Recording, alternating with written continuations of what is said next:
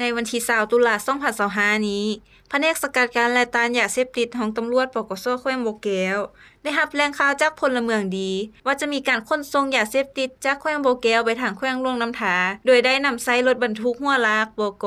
0745อุดมไสจากนั้นทางห้องตำรวจจึงได้รายงานคันถึงพร้อมทางมอบให้พนักงานวิสาเฉพาะลงติดตามจนฮอดเวลา 21:00 นจึงได้พบเห็นรถเป้าหมายแล่นมาแต่ทางบ้านป้าเห่าไต้ผ่านไฟแดงฮอดหลักเมืองมุ่งหน้าไปทางบ้านปุงจึงได้ติดตามรถเป้าหมายพร้อมทางแจ้งให้เจ้าหน้าที่จราจรประจำจุดบ้านปุงช่วยสกัดรถเป้าหมายคันดังกล่าวฮอดเวลาประมาณ 22:00 น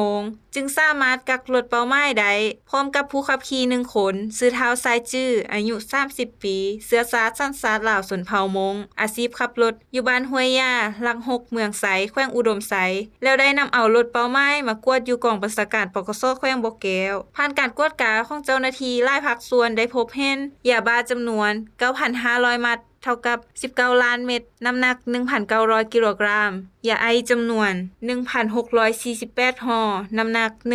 1,648 กิโลกรัมโทรศัพท์มือถือจำนวน1หน่วยรถบรรทุกหัวลาก22ล้อสีแดงจำนวน1คันป้ายทะเบียนบก0745อุดมไสปัจจุบันทางเจ้าหน้าที่วิสาเฉพาะร่วมดำเนินการสืบสวนสอบสวนเพื่อขยายผลหาผู้ร่วมขบวนการมาดำเนินคดีตามระเบียบกฎหมาย